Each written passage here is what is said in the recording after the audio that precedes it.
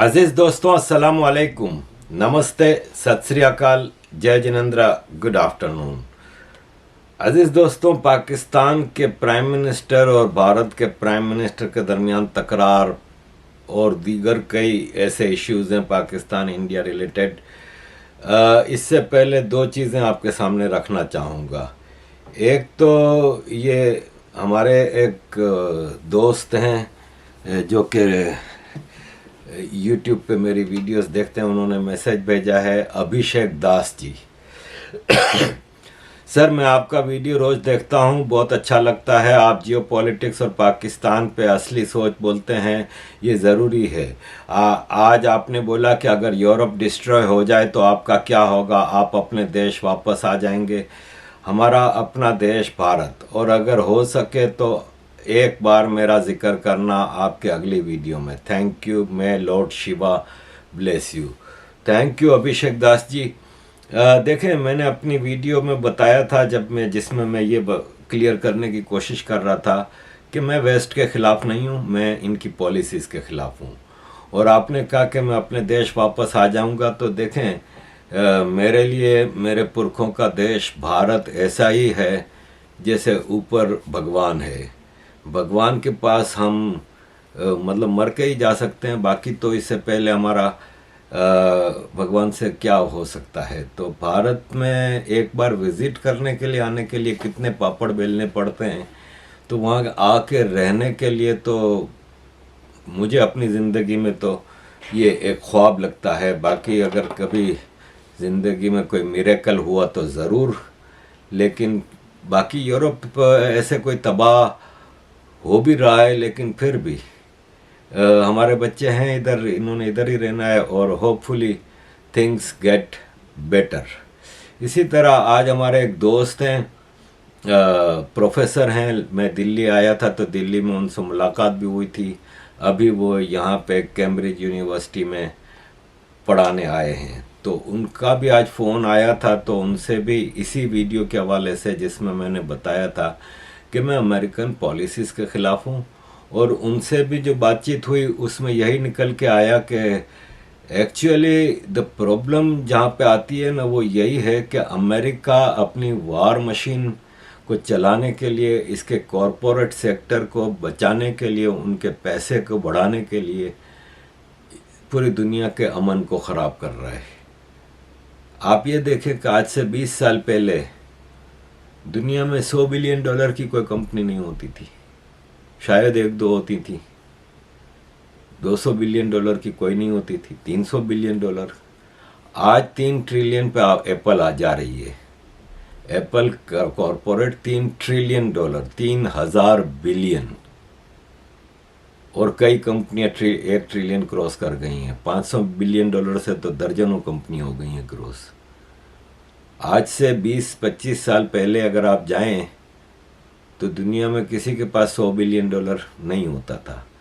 आज तो $200-250 बिलियन वाले लोग भी हैं। और तो खैर, ये मेरा टॉपिक फिलवक्त नहीं है, इतना मैं बताना चाह रहा था।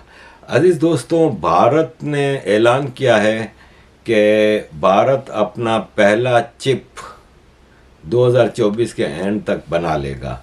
ये जो सेमी कंडक्टर होते हैं, जो कि चिप वगैरह, ये आप समझ लें कि आज की दुनिया की हर टेक्नोलॉजी में ज़रूरत होती है, और सबसे ज़्यादा ये ताइवान प्रोड्यूस करता है। और समझ लें कि दुनिया का, मुझे सही से फिगर याद नहीं, लेकिन इट्स रियली वेरी हाई, 60-70-80% ऐसा कुछ है। जो पूरी दुनिया की जो खपत है वो ताइवान इतना ज़्यादा बनाता है। तो अब भारत ने ऐलान किया है कि एंड ऑफ 2024 तक भारत भी सेमी कंडक्टर बनाएगा। गुजरात में इनकी एक फैसिलिटी है, और अमेरिकन मिक्रॉन टेक्नोलॉजी के साथ मिलके ये भारत में अब बनेगा। ये मोदी जी के अभी अमेरिका के ट्रिप में ये एग्रीमेंट साइन हुआ था, और इसमें भारत सरकार की मदद से ये प्रोजेक्ट $2.75 बिलियन का प्रोजेक्ट है। भारत ये 2024 के एंड तक सेमीकंडक्टर चिप्स बनाने के काबिल हो जाएगा डोमेस्टिकली।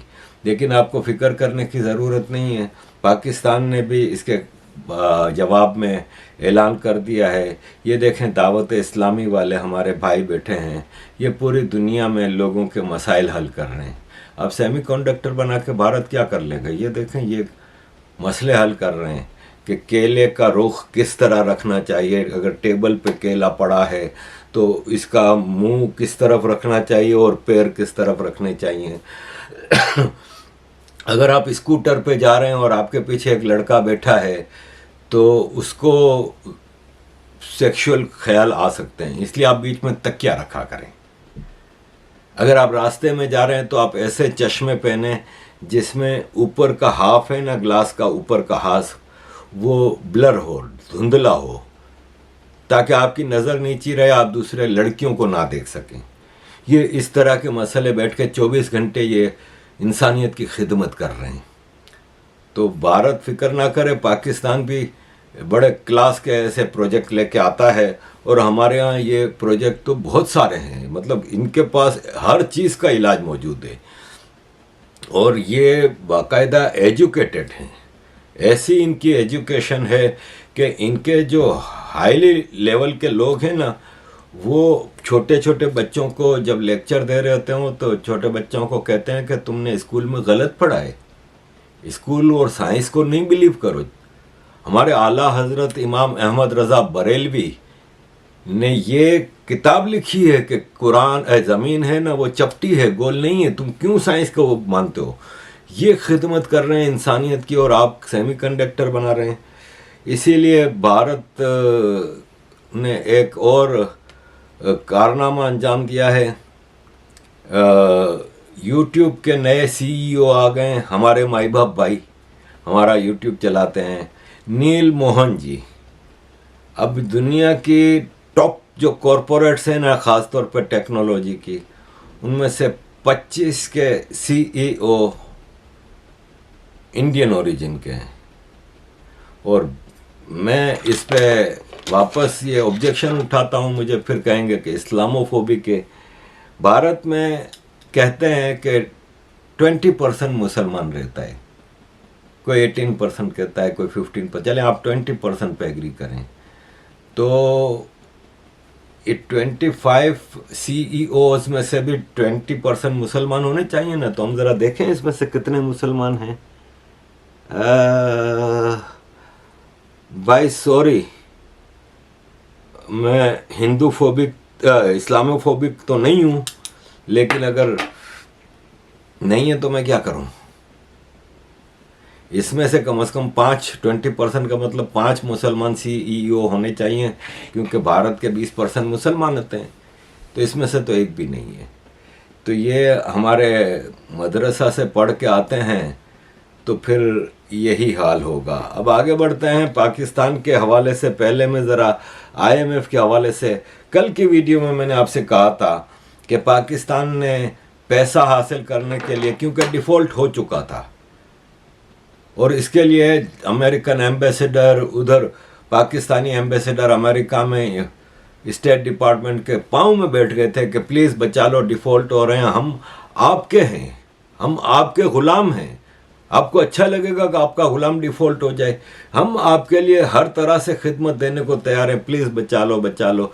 और हर शर्त बगैर समझे सोचे साइन कर दी। कल मैंने आपको डिटेल में बताई थी 9 शर्तें क्या थीं, और मैंने साथ में आपको बताया था कि ये शर्तें पूरी करने की नहीं है। पाकिस्तान से ज़्यादा बेभरोसा इररिस्पॉन्सिबल कंट्री दुनिया में कोई नहीं है। तो वही हुआ, आज पहले दिन ही IMF ने पाकिस्तान को तड़ी लगाई, बोला आपने किस हिसाब में सप्लीमेंट्री ग्रांट्स दे दी, जबकि 9 शर्तों में से एक ये शर्त थी कि पाकिस्तान किसी को भी टैक्स एमनेस्टी नहीं देगा अगले 9 महीने में। 9 महीने बाद IMF से एक फुल फ्लेज एग्रीमेंट होगा, ये स्टैंड बाय एग्रीमेंट है, इसकी ये शर्तें हैं। 9 महीने बाद आपके साथ IMF एक बहुत बड़ा एग्रीमेंट करेगा, तब की शर्तें तब देखी जाएंगी, अभी की ये शर्तें हैं। तो IMF ने पाकिस्तान से सवाल उठा लिया आज कि भाई साहब किस हिसाब में आपने सप्लीमेंट्री ग्रांट्स दे दी, जबकि हमने आपको कहा था कि आपने टैक्स नेटवर्क बढ़ाना है, आप उल्टा ग्रांट्स दिए जा रहे हैं। IMF का कहना यह है कि पाकिस्तान की टोटल इकोनॉमी में सिर्फ 10% टैक्स का कंट्रीब्यूशन है, यानी टोटल इकोनॉमी का 10% टैक्स रिसीव किया जाता है, जो कि पूरी दुनिया में किसी का भी इतना कम नहीं है जितना पाकिस्तान का है।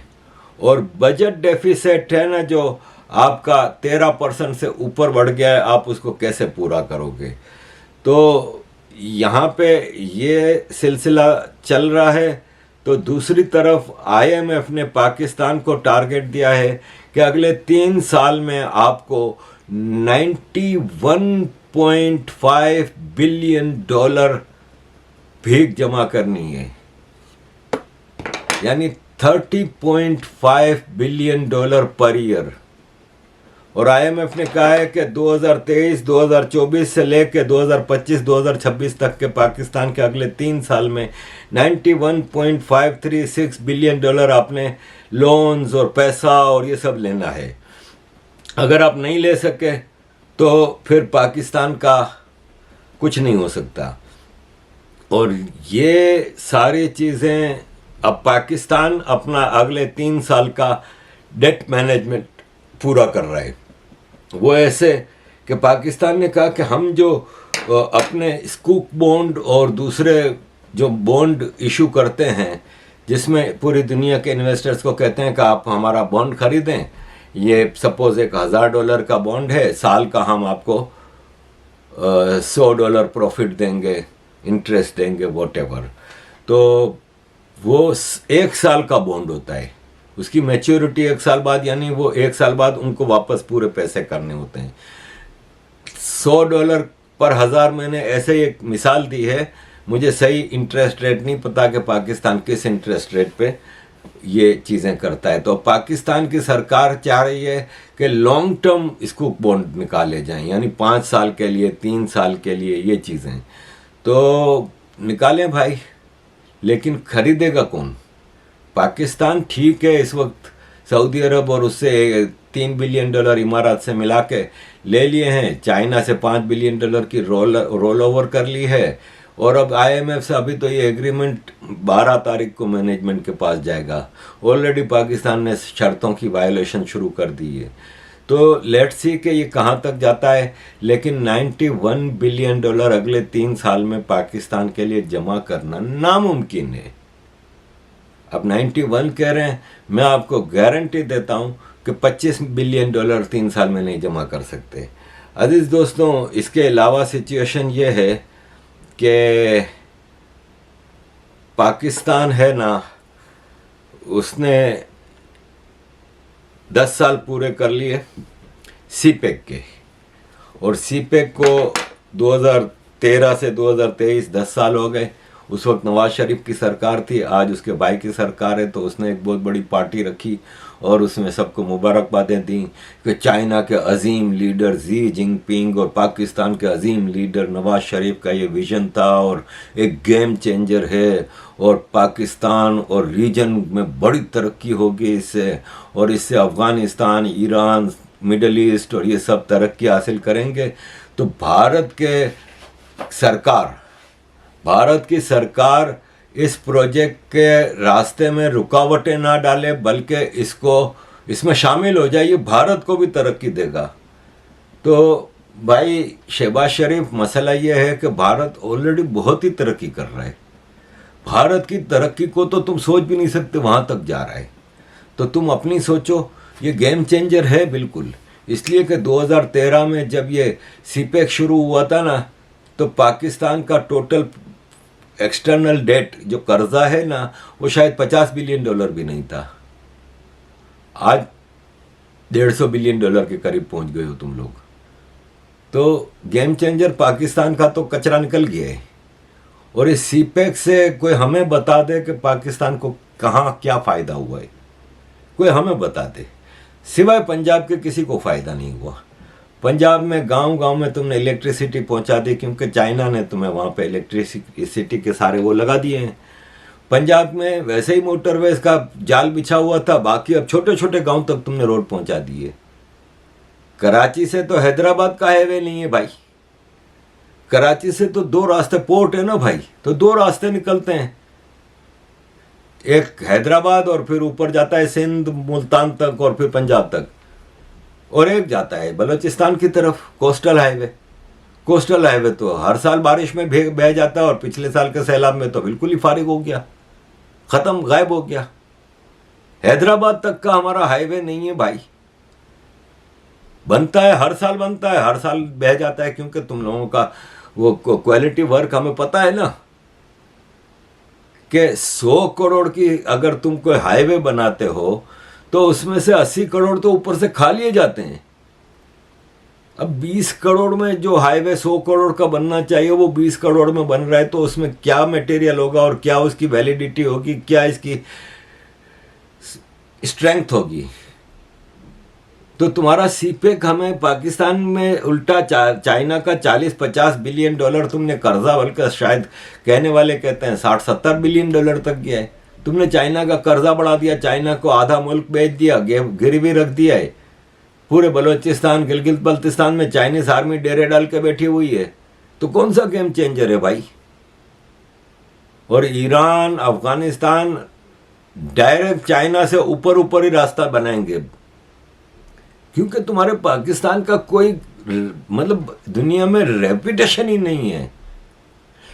तुम समझते थे कि तुम्हारे एटम बम से लोग डरते हैं, आज तुम्हारे कटोरे से बहुत डरते हैं लोग, कि भीख का टोकरा लेके जो तुम हर जगह जाते हो उससे पूरी दुनिया डरती है, एटम बम से कोई नहीं डरता तुम्हारे। तो ये है सिचुएशन अजीज दोस्तों। South Asia Shanghai cooperation organisations की जो मीटिंग हुई थी, इसका प्रेसिडेंट इस साल भारत है। तो भारत के प्राइम मिनिस्टर नरेंद्र मोदी जी की प्रेसिडेंटशिप में इसकी समिट कॉन्फ्रेंस हुई थी ऑनलाइन। तो उसमें पाकिस्तान भी था, चाइना का जी भी था, रशिया का व्लादिमीर पुतिन भी था, ताजिकिस्तान, उज्बेकिस्तान, यूनाइटेड नेशन सब थे। उसमें भारत के प्राइम मिनिस्टर नरेंद्र मोदी जी ने स्पीच करते हुए पाकिस्तान का नाम लिए बगैर सबको ये कहा कि देखें, आप सबको ये देखना चाहिए कि कुछ कंट्रीज़ हैं वो टेररिज्म के जन्नत हैं, और वो क्रॉस बॉर्डर टेररिज्म दूसरे मुल्कों में, पड़ोस के मुल्कों में टेररिज्म करते हैं।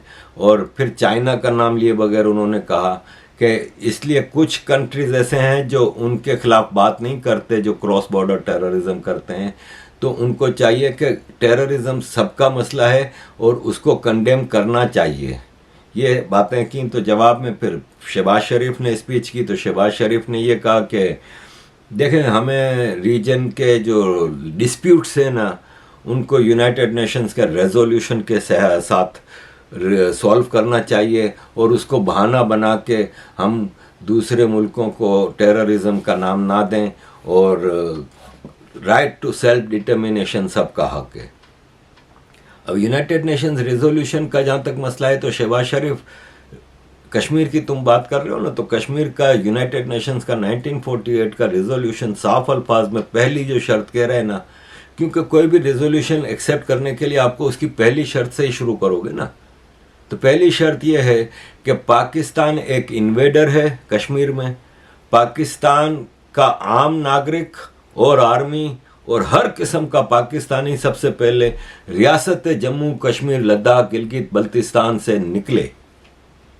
इसके बाद पूरी रियासत कश्मीर, जिसमें गिलगित बल्तिस्तान, जम्मू कश्मीर, जिसमें पीओके कह लें, अक्साई चीन कह लें, लद्दाख कह लें, ये सब का कंट्रोल भारत की एडमिनिस्ट्रेशन टेक ओवर करेगी, और उसकी सिक्योरिटी के लिए भारत अपनी आर्मी वहाँ पे रखेगा। यह है पहली शर्त। निकालो पहले सब पाकिस्तानियों को, चाइनीज़ों को, आर्मी को, सबको पहले पीओके गिलगित बल्तिस्तान से निकालो।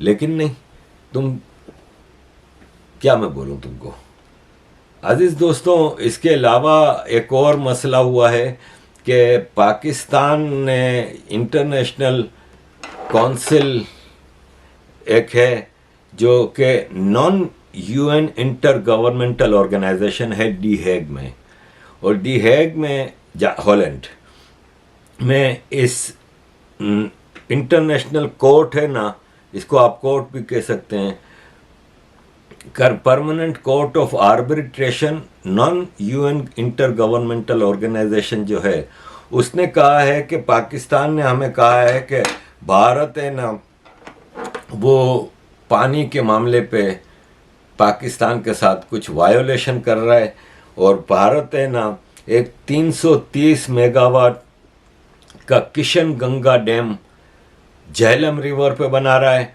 और 850 मेगावाट रेटल प्रोजेक्ट चिनाब दरिया चिनाब पे बना रहा है। तो भारत को रोका जाए, ये इंडस वाटर ट्रीटी की खिलाफ वर्जी है। तो कोर्ट ने कहा है कि हम ये को मामला सुलझाने के लिए तैयार हैं, आर्बिट्रेशन के लिए बीच में आपके मदद करने के लिए तैयार हैं। मेरा नहीं ख्याल कि भारत इसको एक्सेप्ट करेगा, क्योंकि कश्मीर भारत का हिस्सा है, एक्सेशन ट्रीटी साइन हुई है, और कश्मीर पे कुछ भी करने के लिए भारत को किसी से कुछ पूछने की ज़रूरत नहीं। जहाँ तक इंडस वाटर ट्रीटी का मसला है तो वो भारत ने ऑलरेडी रिजेक्ट कर दी है, और भारत ने ऑलरेडी कह दिया है कि हम इंडस वाटर ट्रीटी को री एग्ज़ामिन करना चाहते हैं, और ये है कि हमें इसको री एग्ज़ामिन करने की ज़रूरत है। लेकिन हम बाकी मैं नहीं समझता कि भारत इस कोर्ट को के सामने पेश होगा, या कोई भी भारत उस तरफ किसी की भी भारत मुदाखलत एक्सेप्ट नहीं करेगा। भारत का शुरू से स्टैंड यही है कि ये कश्मीर के अंदर हम जो भी करते हैं इसके लिए हमें किसी तीसरे फ़र्द की ज़रूरत नहीं। इवन अमेरिका और कई कंट्रीज़ पहले कहते रहे हैं कि हम बीच में बैठ के सुलह कराने को तैयार हैं। भारत ने कहा कि कभी भी नहीं, हम बाकी सबको छोड़े, हम तो पाकिस्तान के साथ भी बैठने को तैयार नहीं। हाँ, एक शर्त पर हम पाकिस्तान के साथ बैठने को तैयार हैं, ये भारत का क्लियर स्टैंड है कि एक शर्त पर हम पाकिस्तान के साथ कश्मीर इशू पे बात करने के लिए तैयार हैं, वो ये कि सिर्फ एजेंडा एक पॉइंट होगा कि पाकिस्तान जम्मू कश्मीर पीओके और गिलगित बल्तिस्तान से कब निकल रहे हैं। इस टॉपिक पर हम बात करने को तैयार हैं कि पीसफुली पाकिस्तान वो हमारे इलाके छोड़ दे और हम उसको टेक ओवर कर लें। अगर इस पे बात करनी है तो हम करने को तैयार हैं। बाकी भारत ने कहा कि हमें किसी से बात करने की ज़रूरत नहीं, हमारा इंटरनल मसला है। अजीज़ दोस्तों, एक और चीज़ आपके सामने रखूँगा कि सऊदी अरब ने ऐलान कर दिया है कि अगस्त में पेट्रोल की कीमत हम बढ़ा रहे हैं। $3 पर बैरल का जो पेट्रोल था वो $3.20 का, $3.20 पर बैरल का हो जाएगा, और प्रोडक्शन कम करेगा। ये अमेरिका की डिमांड के सख्त खिलाफ है दोनों चीज़ें, और इससे इंटरनेशनल मार्केट में पेट्रोल की कीमत बहुत बढ़ेगी।